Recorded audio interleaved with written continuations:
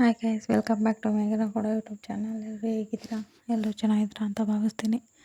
ನಾನು ಕೂಡ ಸೂಪರ್ ಆಗಿದ್ದೀನಿ. ಇವತ್ತು ಟೊಮೆಟೊ ಗೊಜ್ಜು ರೆಸಿಪಿ ತೋರಿಸ್ತೀನಿ ನೋಡಿ. ಅನ್ನಕ್ಕೆ ಚಪಾತಿ ಪೂರಿ ಎಲ್ಲದಕ್ಕೂ ಹಂಚ್ಕೊಂಡು ಸೈಡ್ ಡಿಶ್ ಬಿಸಿ ಅನ್ನಕ್ಕೆ ಒಂದು ಸ್ಪೂನ್ ತುಪ್ಪ ಹಾಕ್ಕೊಂಡು ಸೂಪರ್ ಕಾಂಬಿನೇಷನ್ ಇದೆ. ಹೇಗೆ ಮಾಡೋದು ಅಂತ ನೋಡ್ಕೊಳ್ಳಿ.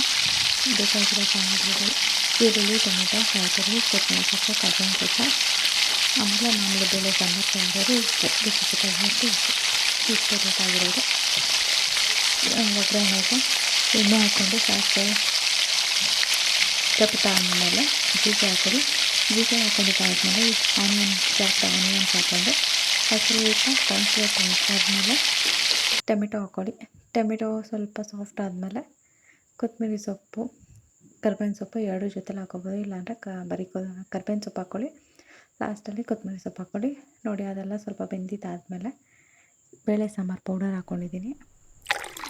ಅದು ಪೌಡರ್ ಹಾಕ್ಕೊಂಡು ಸ್ವಲ್ಪ ಫ್ರೈ ಮಾಡಿಬಿಟ್ಟು ಲಾಸ್ಟಲ್ಲಿ ನೀರು ಹಾಕ್ಕೊಂಡಿದ್ದೀನಿ. ನೀರು ನೋಡ್ಕೊಂಡು ಹಾಕ್ಕೊಳ್ಳಿ.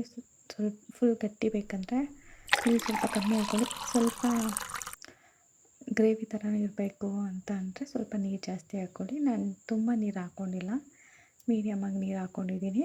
ನೋಡಿ, ಲಾಸ್ಟಲ್ಲಿ ನೀರೆಲ್ಲ ಹಾಕ್ಕೊಂಡಿದ್ದಾದಮೇಲೆ ಕೊತ್ತಂಬರಿ ಸೊಪ್ಪು, ತೆಂಗಿನಕಾಯಿ ತುರಿ ಎರಡೂ ಆ್ಯಡ್ ಮಾಡಿಕೊಂಡು ಒಂದು ಲೆಡ್ ಕ್ಲೋಸ್ ಮಾಡಿ ಮುಚ್ಚಿಟ್ಬಿಟ್ರೆ ಅದು ಚೆನ್ನಾಗಿ ಕುದ್ದು ನೀರೆಲ್ಲ ಡ್ರೈ ಆಗಿರುತ್ತೆ.